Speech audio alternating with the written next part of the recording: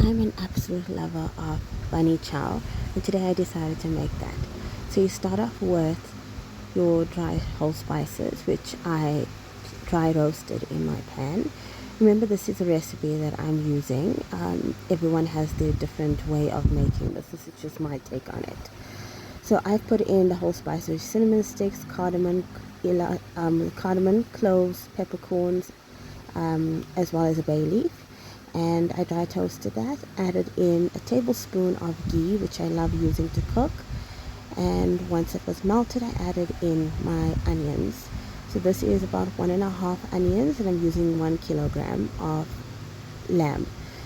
Once the onions are lightly brown, I've added in my ground spices, which is here on the screen: ginger, garlic, red masala, coriander, cumin, chili powder, as well as garam masala. I don't add in salt at this point.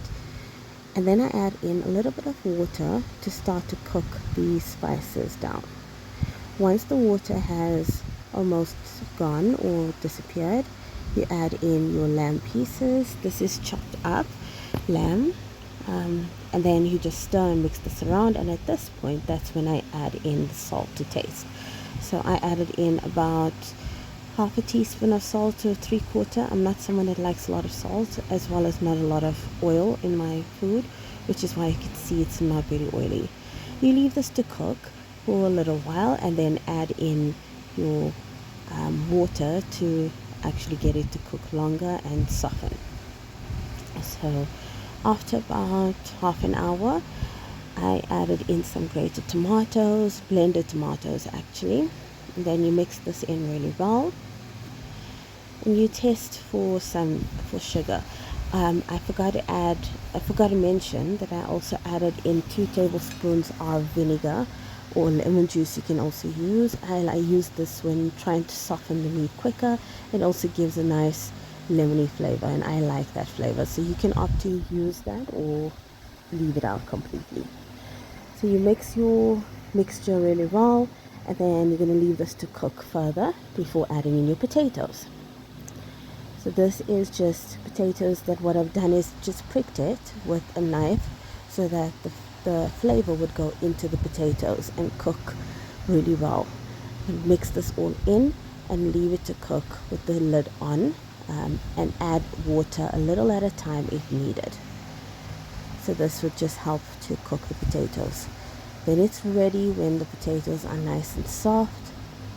You test it with a spoon or a little knife just to check.